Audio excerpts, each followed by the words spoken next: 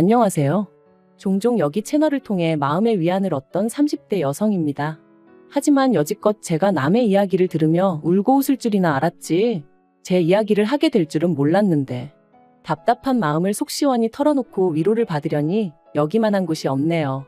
비록 제 얼굴이나 이름은 밝힐 수 없지만 그래도 아끼는 동생이 겪은 일이다 생각하고 들어주시면 감사하겠습니다. 좋은 이야기도 아니고 친정부모님도 저만큼이나 이번 일로 마음을 많이 다치셨다 보니 더 이상 두 분 앞에서 약한 모습은 보이고 싶지 않아요. 남편하고는 대학 시절부터 알고 지내던 사이였어요. 하지만 급속도로 관계가 진전된 건 제 나이 29 겨울이었습니다.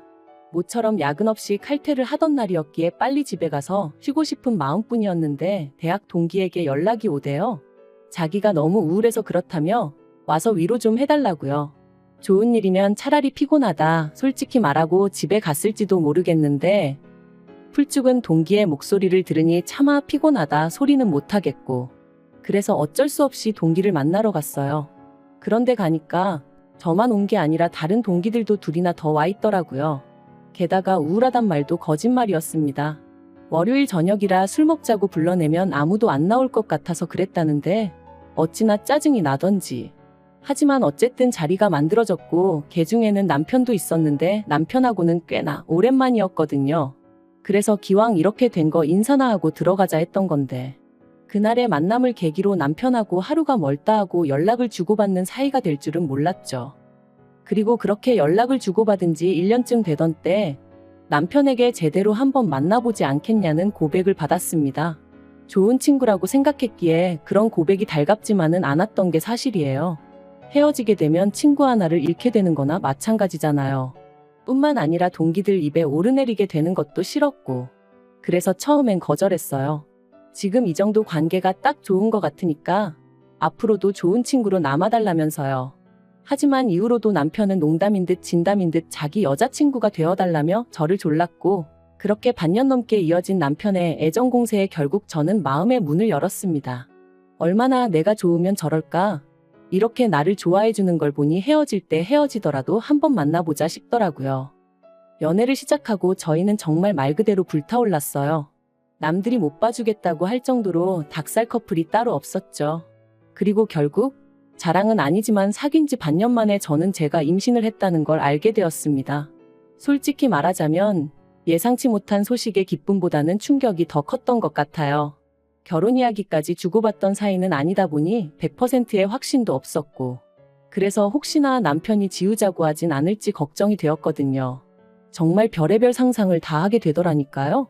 하지만 언제까지 감출 수 있는 것도 아니었기에 결국 일주일간의 고민 끝에 저는 남편에게 제 임신 사실을 알렸습니다. 그런데 남편이 보인 반응은 제 생각과는 많이 달랐어요. 바로 결혼하자 했거든요.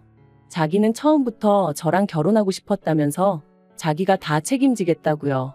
그제서야 비로소 마음이 놓이면서 어찌나 눈물이 나던지 주변 사람들도 의식하지 못한 채 한참을 울었답니다. 하지만 진짜 고비는 그 다음부터였어요. 딸 가진 부모가 죄인이라는 말이 이런 건가 싶을 정도로 저희 친정 부모님께서 저자세로 나가기 시작하셨거든요. 사실 남편이나 저나 객관적인 조건만 따지고 보면 크게 차이가 날 게 없었는데, 그럼에도 불구하고 시부모님께선 당신들이 원하던 며느리감이 아니라는 둥, 제가 당신들 아들을 채갔다며 날강도가 따로 없다는 둥 막말을 해대셨는데, 그런 시부모님 앞에서 친정부모님께선 제대로 반박 한마디 안 하셨거든요. 그래서 제가 왜 그런 이야기를 듣고도 가만히 계셨냐니까 다 저를 위해 그러셨다는 거예요. 시댁 쪽에서 갑자기 결혼 못 시킨다 하면 말 그대로 제가 신세 망칠까봐 그러셨다나요? 그리곤 덧붙이시길, 아무리 세상 사람들이 요새 파혼이고 이혼이고 흠이 아니라지만 요즘엔 혼수로 혼전 임신해 간다지만 그래도 어른들 생각엔 그런 게 아니다 하시더라고요. 그리고 그렇게 말씀하시는 친정부모님께 제가 무슨 말을 할 수 있었겠어요?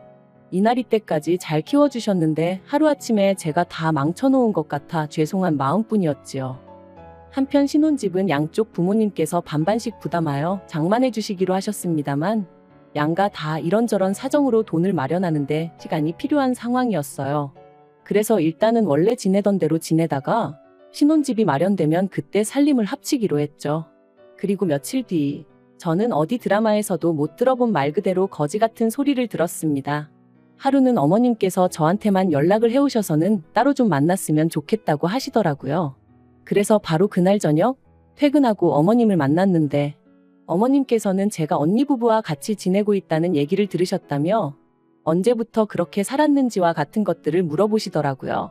그래서 저희 친정부모님이 귀농하신 이후로 언니랑 둘이 살다가 언니가 결혼하고선 셋이 살게 되었다 말씀드렸어요. 그랬더니 저더러 언니네 부부 사이에 꾸역꾸역 얹혀 사는 이유가 뭐냐는 거예요. 꾸역꾸역이라는 표현이 듣기에 거슬렸지만 얹혀 사는 건 제가 아니라 언니네 부부라고, 언니네 부부가 사정이 있어서 나가질 못하고 있는 거라고 말씀드렸죠. 하지만 어머님이 계속해서 아무리 그래도 형부라는 사람하고 너는 피 한 방울 안 섞였는데 한 집에 있는 게 이상하단 생각은 안 드냐 하시질 않나? 남녀 사이라는 게 불붙는 건 순식간이라며 내 아들하고도 결혼 이야기가 나오기도 전에 일을 저지르지 않았냐. 결국 듣다 못한 제가 도대체 하시고 싶은 말씀이 뭐냐고 단도직입적으로 여쭸어요. 그러자 어머님께서 네 형부랑은 아무 일도 없었냐는데 너무 더럽고 역겨워서 속이 다 미식거리더라고요. 그리고 지금 돌이켜 생각해보면 아줌마 제정신이냐고 하곤 그 얼굴에 물이라도 한 잔 끼얹었어야 하는데 그땐 정말 화가 나는 것도 나는 거지만 뭐랄까 이런 말을 들었다는 자체가 치욕스러워서 손발이 다 부들부들 떨렸거든요. 그래서 간신히 드라마 좀 적당히 보시라고만 했네요. 정상적인 사람들은 그런 생각은 못한다고, 도대체 평소에 뭘 보고 들으시길래 그런 역겨운 생각을 하시는 건지 이해를 못하겠다고 말이죠. 이후로 저는 그렇게 먼저 자리에서 일어나 도망치듯 카페에서 나왔습니다. 그리곤 바로 남편에게 연락해 방금 어머님을 만났다며 어머님이 하신 이야기를 전했죠. 하지만 남편이 보여준 반응은 너무나 실망스러웠습니다. 일단은 만나자며 자기가 저 있는 곳으로 오겠다길래 그때까지는 그래도 역시 남편은 내 편이구나 싶었는데 기껏 와서는 저를 차에 태워놓고 한다는 말이, 시부모님이 예전부터 남편한테 기대가 크셨는데 이렇게 번갯불에 콩구 어먹듯 장가를 가겠다고 하니 얼마나 속이 상하시겠냐는 거예요. 그러니까 저더러 그런 어머님 마음을 좀 이해해드리라나요? 어이가 없어서 당신 입장이나 내 입장이나 시부모님 입장이나 우리 부모님 입장이나 매한가지로 갔다. 하지만 우리 부모님은 당신한테 할 말 못할 말 가려 하시는 거 모르냐 했어요. 그랬더니 그거야 사람마다 성격이 달라서 그런 거랍니다. 그리고는 자꾸 저더러 안 좋게만 생각하지 말라고 애가 다 듣는다나요? 그래서 제가 남편더러 나한테 이래라 저래라 하지 말고 어머님 입단속이나 잘하라고 쏘아붙였어요. 하지만 상황은 그렇게 끝나지 않았습니다.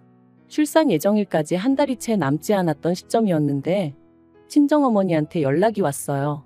그리고는 하시는 말씀이 좀 전에 저희 어머님이 이모님하고 같이 오셨다 가셨답니다. 참고로 제 친정은 서울에서 차로 3시간 거리에 떨어져 있고 남편이 주소를 알려드렸대요. 별 생각 없이 그냥 물어보시니 알려드렸다나요? 아무튼 그렇게 오셔서는 저희 친정부모님께 아무래도 제 뱃속에 있는 아이가 당신 손자가 아닌 것 같다면서 유전자 검사를 해봤으면 좋겠다 뭐 그런 식으로 말씀을 하시더랍니다. 혼전 임신한 게 영 신경이 쓰여서 그렇다며 이해해달라고 하셨다는데 저희 친정부모님께서 어처구니가 없어서 그런 쓸데없는 말씀을 하시려고 여기까지 오셨냐? 입 밖으로 떠든다고 다 말이 아니다 한마디 하셨답니다. 그리고는 커피 한 잔 못 드리겠으니 그냥 가시라셨다고요.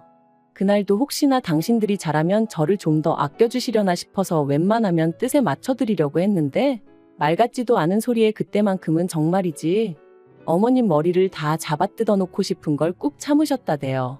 그리고 그런 이야기를 전해 듣는 내내 저도 온몸이 바들바들 떨렸습니다. 저한테 막말을 하신 것도 부족해 저희 친정부모님한테까지 그러셨다는 걸 용서할 수가 없었으니까요. 그래서 퇴근한 남편에게 어머님인지 나인지 선택하라 했어요. 나는 도저히 어머님하고 잘 지낼 수가 없다고, 어머님 용서 못한다고요. 그랬더니 남편이 한숨을 쉬면서 그래도 시어머니한테 말버릇이 그게 뭐냐더니 자기는 뭐 어떤 선택도 할 수 없다면서 그럼 저만 연 끊고 살라대요. 그리고는 뭐라더라. 원래 여자가 잘 들어오면 부모 자식 간에 안 좋던 사이도 좋아진다던데 우리 집은 왜 시작부터 이렇게 이 난린지 모르겠네 그러는데 남편 말로는 혼잣말이라고 했지만 제가 느끼기엔 완전히 저 들으라고 하는 소리였거든요. 정말 배신감에 치가 떨리더라고요. 그래서 그 자리에서 어머님한테 전화드려서는 저희 친정 가서 미친 소리 하신 거 다 들었다고 그렇게 찝찝하시면 저희 애 보지 말고 사셔라. 저도 며느리로 인정 안 해주셔도 된다 하고 소리 질렀습니다. 저도 어머님을 제 시어머니로 인정 안 해드릴 거라면서요. 그리고 이후로 출산일까지 어머님하고 정말 연락 딱 끊고 지냈어요. 원래도 뭐 얼마나 미주알 고주알 말하던 고부관계도 아니었지만요. 그런데 출산하고 이틀째 되던 날 보나마나 남편이 말했을 테지만 어떻게 아셨는지 어머님하고 이모님이 오셨더라고요.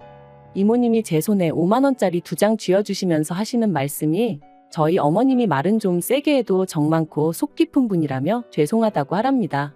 저도 자식을 낳았으니 엄마의 심정을 이해하지 않냐면서요. 모든 게 성가시고 짜증나고 그래서 그냥 가시라 했어요. 그런데 한 2주쯤 지났나? 그 무렵부터 어머님이 먼저 연락을 해오셔서는 뭐 필요한 건 없냐? 먹고 싶은 건 없냐? 그리고는 우리 손자 보고 싶다 그러시는데 사람이 죽을 때가 되면 안 하던 짓을 한다더니 뭐 시한부 판정이라도 받으셨나? 별 생각이 다 들대요? 그리고 말이 나왔으니 말이지만 저는 어머님의 일방적인 태세 전환이 하나도 반갑지 않았어요. 하다못해 미안하다 사과라도 하셨으면 모를까. 대충 어물쩍 넘어가려는 어머님의 태도가 괘씸하고 분할 뿐이었네요. 그리고 며칠 뒤 저는 어머님이 왜 그렇게 하루아침에 달라지셨는지 그 이유를 알게 되었습니다. 그건 바로 어머님이 기어이 유전자 검사를 해보셨기 때문이셨죠. 물론 당연히 남편의 친자가 맞았고요. 저는 남편 방에서 발견한 유전자 검사 결과지를 움켜쥐고 언니에게 전화해 나 좀 데리러 와달라고 했어요. 그리고 아이와 함께 간단한 짐만 챙겨 언니의 집으로 향했습니다. 몇 시간 뒤 남편에게 전화가 왔고 저는 그런 남편에게 당신도 당신 어머니도 사람도 아니라고 어떻게 그럴 수가 있냐고 소리를 질렀습니다. 나는 너무 치욕스럽고 모욕당한 기분이라고. 내가 언제 당신 동남아 여행하고 그런 걸로 의심하고 그런 적 있냐 소리를 질렀죠. 그리고는 두 사람한테 너무 실망이라니까. 기껏 남편이 한다는 소리가 친자 결과 잘 나왔고 덕분에 어머님 마음 풀어지셨고 모든 게 다 좋은데 뭐가 문제냐는 거예요. 그리고는 저더러 오히려 지금 이를 키우는 사람은 저라면서 이러지 말고 만나서 대화로 풀자 하는데 제가 됐다고 상종도 하기 싫다고 2번 다시 연락하지 말라 했네요. 그런데 바로 이튿날 이번엔 남편이 저희 언니 집으로 찾아왔어요. 그리고는 자기랑 같이 시댁에 가자면서 자기가 어머님한테 사과받게 해주겠다대요. 그래서 아이는 언니에게 맡기고 남편을 따라 나섰습니다. 남편이 애도 데려가자 했지만 제가 너도 시부모님도 아직 내 애 볼 자격 없으니 꿈도 꾸지 말라고 했어요. 그리고 그렇게 시댁에 도착했는데 어머님은 제대로 사과를 하시기는커녕 오히려 당신이 서운하다, 억울하다. 당신은 그저 매사 확실한 게 좋아서 그런 건데 제가 상처를 받았다니 유감이다. 그런데 떳떳한데 왜 그렇게 싫어라 한 거냐? 아직도 그건 좀 이해가 안 된다. 그리고 사람들이 형부랑 처제랑 한 집 산다고 하면 원래 다 안 좋은 생각을 하기도 한다. 정말이지 도대체 뭐가 문제인지를 모르시는 건지 모른 척 하시는 건지 한마디로 말이 통하지가 않았죠.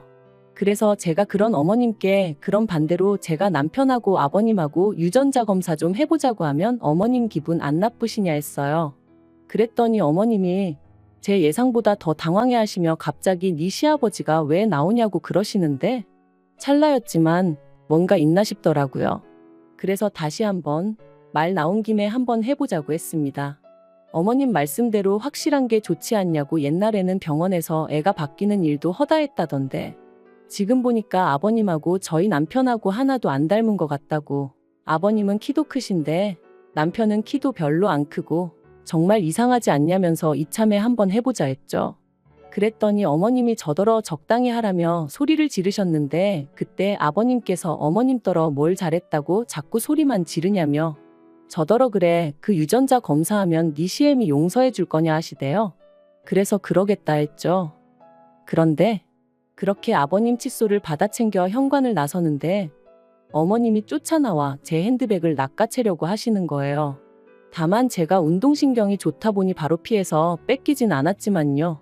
그리고 그런 모습을 보곤 남편이 어머님더러 지금 뭐 하시는 거냐고 한마디 하니까 아버님 칫솔을 내놓으라대요. 너무 수상해서 절대 못 드린다 하고는 저도 그때부터 죽자고 뛰었습니다. 그리곤 큰 길가까지 나와서 남편을 기다리고 말고 할 새도 없이 택시 타고 집으로 향했죠. 이튿날 남편과 함께 유전자 검사 의뢰를 했어요. 남편은 저더러 쓸데없는 짓을 한다며 자기는 아버님이랑 입맛도 똑같고 어쩌고 해댔지만 하나도 귀에 들어오진 않더라고요. 2주라는 시간이 어찌나 더디게 흘러가던지 1년 같은 시간이 흐르고 결과지가 집에 도착했네요. 당장이라도 뜯어보고 싶은 마음이 굴뚝 같았지만 꾹 참고 남편과 함께 시댁으로 향했습니다. 어머님은 그 어느 때보다 초조해 보이셨는데 그런 게 제 눈에만 보였던 건 아니었나 봐요.